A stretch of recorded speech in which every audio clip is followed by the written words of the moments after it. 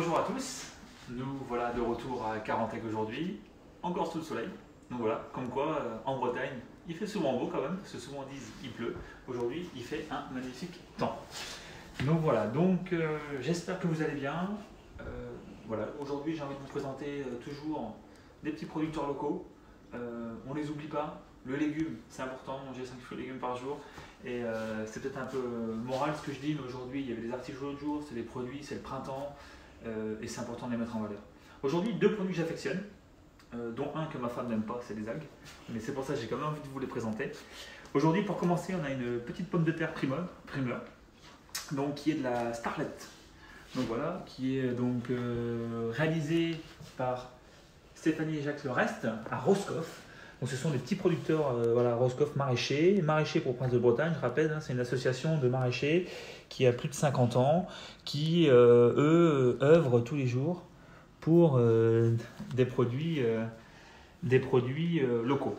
Donc voilà, donc là ce sont des pommes de terre qui sont récoltées à la main, petites pommes de terre primeur. Donc le but aujourd'hui, ça va être de la mettre en valeur avec une croûte aux algues, car on est dans l'iode.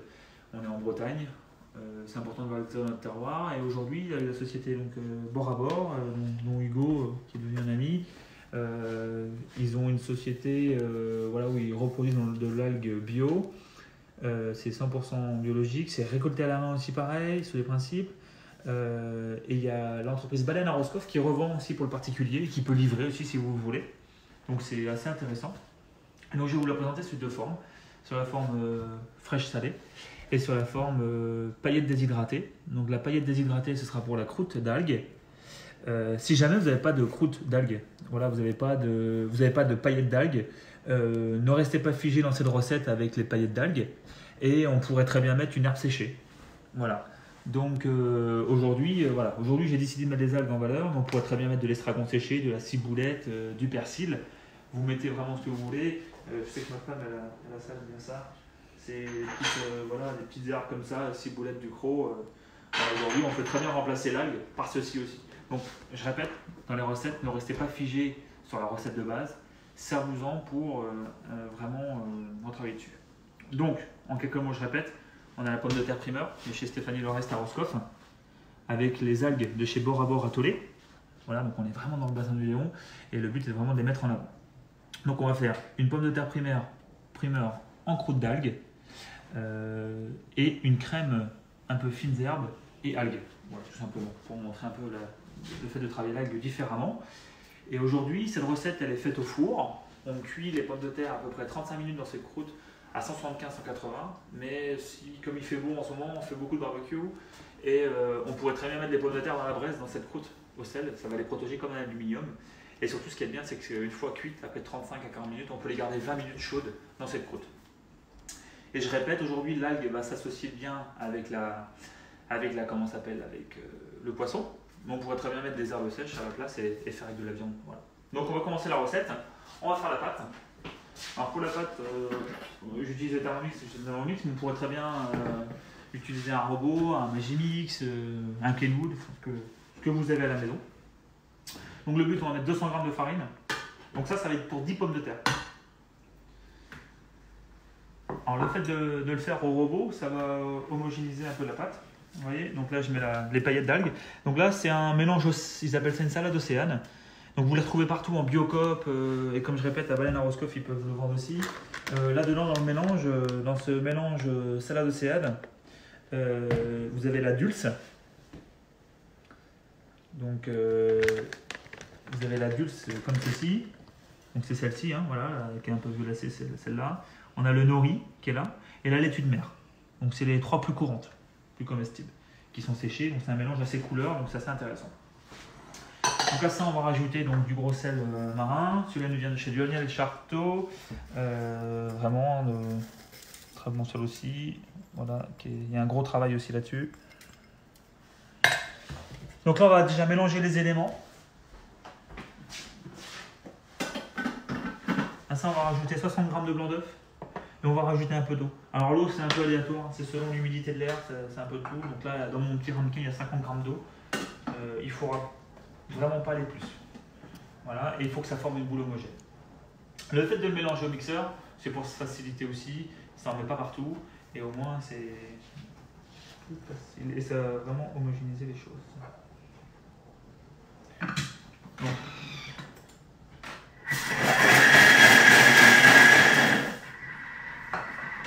Voilà. Le but n'est pas de trop broyer la paillette, hein. On va la laisser, on va la garder. Hein. Voilà, on a mélangé le sel, la farine, voilà, on fait plus une pâte à sel.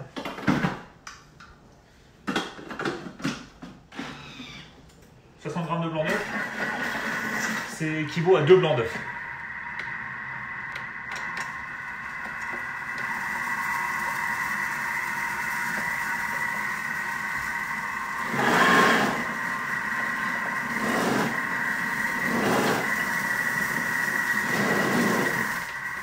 Donc là on regarde, hein, toujours, donc j'ai pas tout mis d'eau encore, on était sur 50 g d'eau à peu près. Ce qui est important c'est de regarder comment la pâte réagit, et vous voyez, j'ai mis la moitié et ça suffit. Voilà, je vais la sortir. Donc la pâte elle est finie. Donc c'est assez ludique, hein, ça peut même être fait avec les enfants. Voilà. Et on a mélangé, donc là ça sent l'iode, ma femme elle adore. Voilà. Donc vous pouvez mettre ce que vous voulez, je répète, à la place des algues. Donc là on fait une croûte d'algues, donc c'est vraiment une pâte à sel.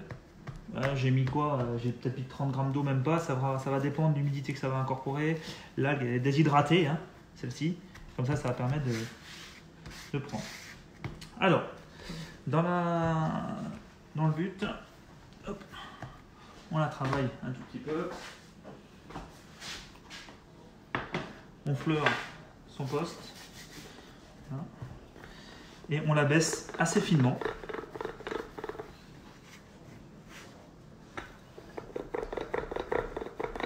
N'hésitez pas à poser des questions si vous en avez.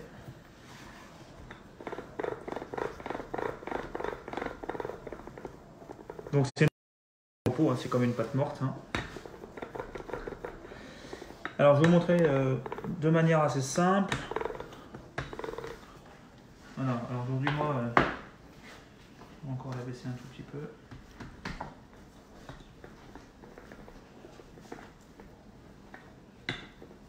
Peux-tu nous rappeler la recette pour ceux qui nous rejoignent, s'il te plaît? Oui.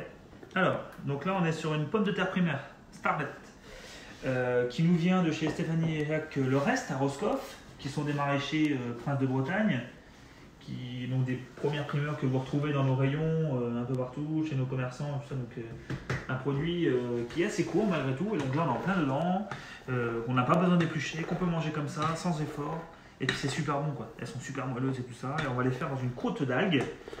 Avec des algues, donc on a un mélange de dulce, de laitue de mer, on a un mélange de nori aussi, et les algues elles nous viennent de bord à bord, qui est à Roscoff aussi, et qui a son usine notamment à Tolé. Voilà. Donc vraiment, ils sont venus, voilà, des amis, et qui tout ça c'est récolté hein, sur l'île verte, hein, c'est dans la région. Donc voilà. Et après on fera une crème, un peu crème fines herbes, mais au final on va la faire aux algues. Comme ça, ça va vous permettre de voir l'algue paillette séchée, mais aussi l'algue fraîche. Alors, je vais vous montrer deux techniques. Vous prendrez celle qui vous convient le mieux. Voilà, là j'ai un diamètre 8 là, à peu près. Alors mes petites pommes de terre primeurs, vous voyez, elles sont comme ça. Il y a un des plus grosses, voilà, vous sélectionnez. La recette que je vous ai mis, c'est pour 10 pommes de terre comme ça. Donc là, on prend le petit cercle. Vous pouvez prendre un bol, un saladier pour découper à peu près. Voilà, c'est ça que ça permet d'avoir quelque chose de net et rond. Et on va en faire deux comme ça. Donc il y a la manière. La première manière, c'est un peu plus fastidieux. Du temps, voilà, on le met comme ci. Et là, et on la moule.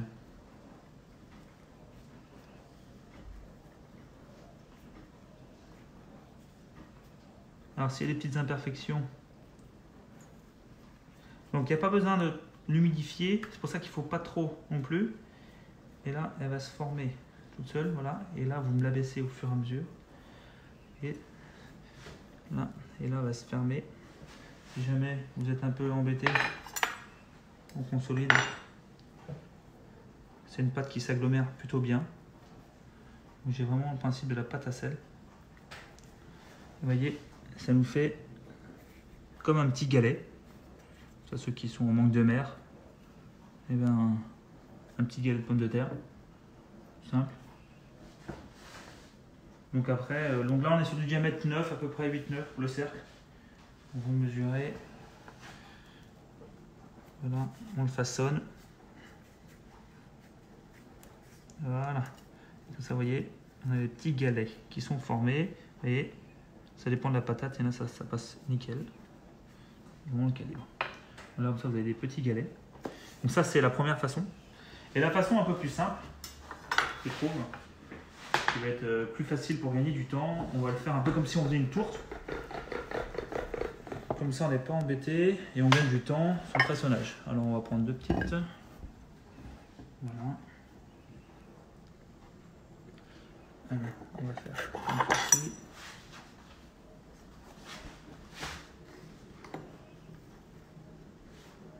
Montage, tac. On prépare notre base, nos deux patates.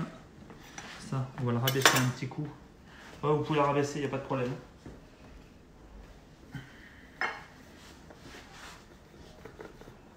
Voilà.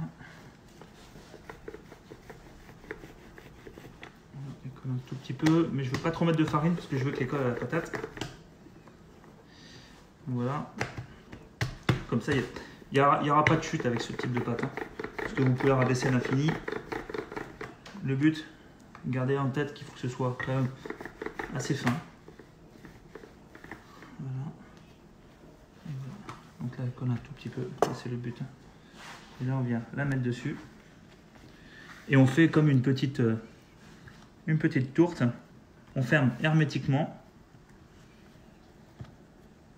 Et comme ça vous fait gagner du temps aussi. Soit vous faites des portions, voilà, bon manger à la maison, ils mangent 3 pommes de terre, vous faites les 3 pommes de terre d'un coup.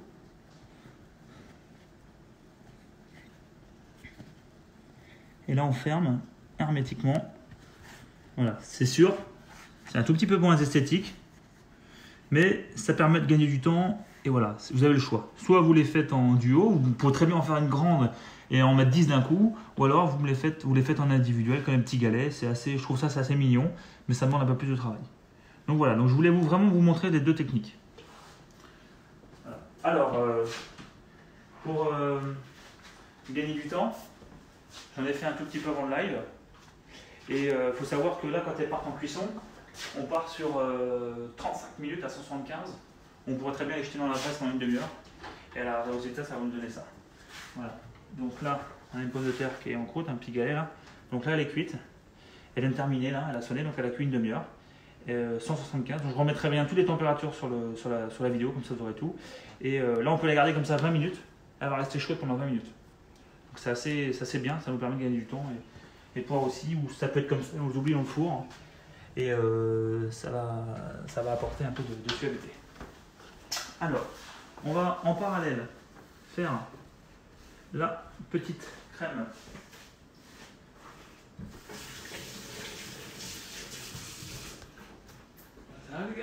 Les petits galets, tout le monde valide, c'est plus joli. Oui, bon après voilà, j'ai voulu montrer aussi qu'on pouvait faire, c'est sûr que la tourte c'est moins joli, c'est plus si voilà, aujourd'hui on a plus de temps, parce que c'est le confinement, mais demain on rentre du travail, on a envie de goûter, on a envie de remanger ces petites pommes de terre dans cette croûte, c'est quand même intéressant, parce que la croûte ce qu'elle apporte, pourquoi les mettre en croûte? Parce qu'on pourrait très bien se dire on les cuit à l'eau là.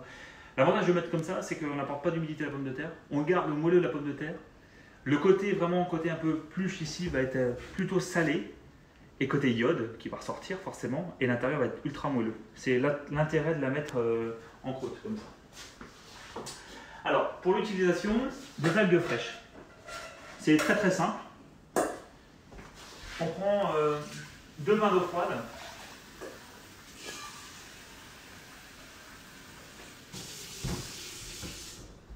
Et on va les passer dans 2 bains successifs. Alors on va se mettre là. Alors, t'as Fabien Ferré qui dit qu'il arrive avec le poulpe. Il arrive avec le poulpe, bah, quand il veut, avec plaisir. Donc, je sais que pour certaines personnes, c'est un peu méconnu. Donc là, on a la dulce, la laitue de mer. On va prendre un tout petit peu de nori. Voilà, vous voyez, donc là, elle est salée pour être conservée. Hein, ça se conserve assez longtemps quand même. Donc moi, elles sont dans des boîtes au restaurant hermétiques. Et vous voyez, je vais les tremper dans 2 bains différents, d'eau très claire, à peu près 10 secondes pour la dessaler. Pourquoi pas plus? Parce que si je fais plus, après, elle n'a plus de goût. Et ce qu'on cherche ici, c'est le iode, le sel. Donc voilà, donc c'est ça, c'est important. Hop. Voilà, j'ai changé de bain. Et voilà. Et donc là, elle est prête à être consommée. Et l'intéressant, ça va être la mâche qu'elle va nous apporter. Surtout l'adulte. Donc voilà, on l'éponge bien. Voilà. Voilà. Alors là, il n'y a rien de... Non, c'est une petite crème, ça va être comme une petite crème ciboulette.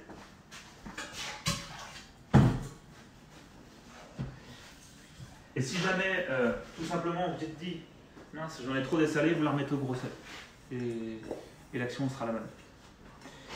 Alors, là, en l'occurrence, j'ai pris un peu de persil.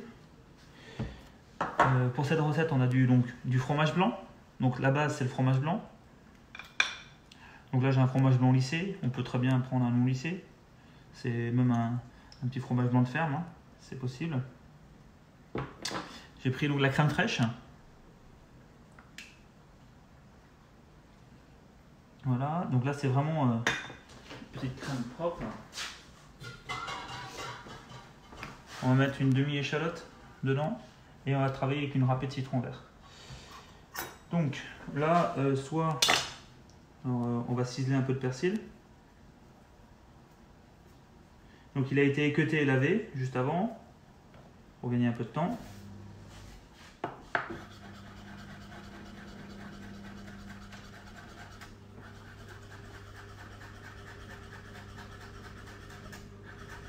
Donc voilà. Persil.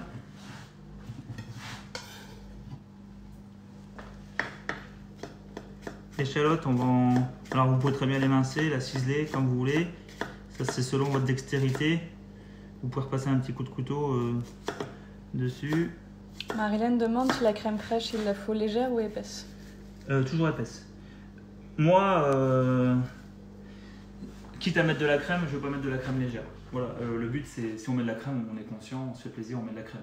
Aller mettre de la légère, ça va être bon, mais ça va forcément, il y aura moins de matière grasse, donc ça va moins enrober le palais.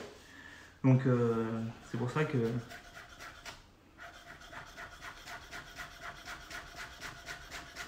Donc là on laisse un petit peu de morceaux.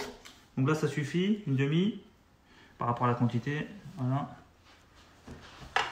On va récupérer notre algue. Vous allez entendre normalement sur le couteau que ça va un peu craquer. Vous voyez? Donc là je l'ai dessalé. Hein. Donc là on a la laitue de mer qui est là, complète. Voilà, et le nori, bah, lui qui s'enroule un peu plus, un peu couleur plastique. Voilà. Et celui en passant, hein, Fabien, c'est quand tu veux le pout. Hein. Ça fait loin pour lui. Ah, je sais que c'est loin, mais... Mais bon, nous, on est venus, on a été le voir, nous. Voilà, on est venus.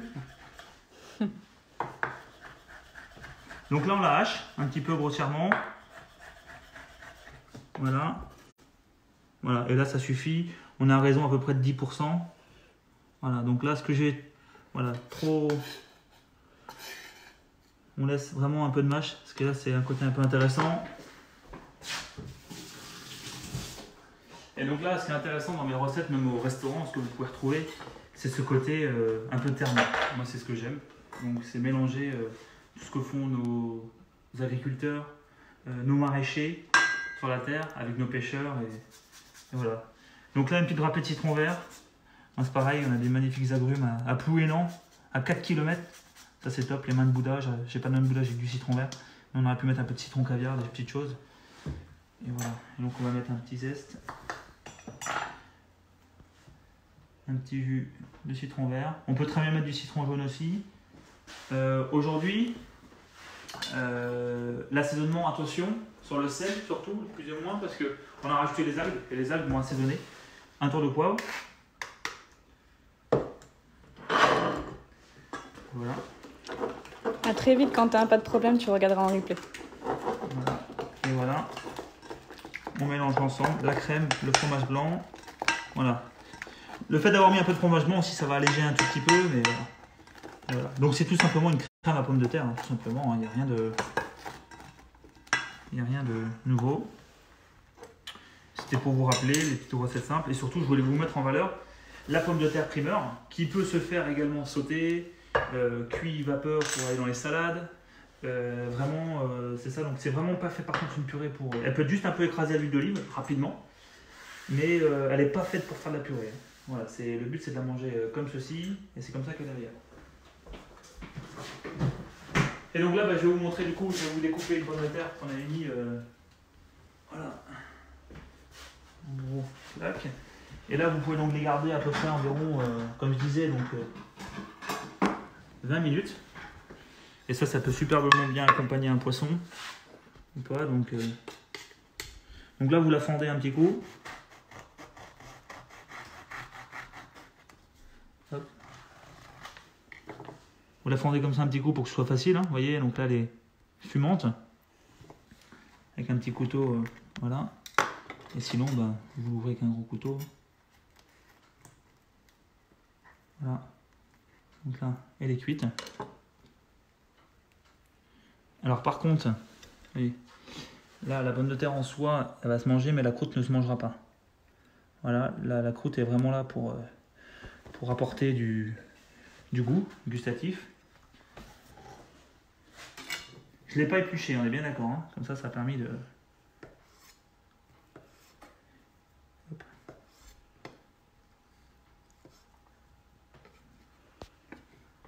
Donc voilà.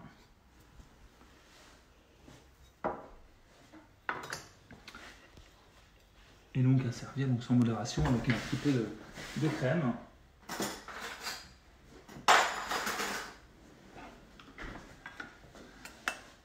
Voilà. Et voilà, tout simplement. Donc voilà, pour vous répéter.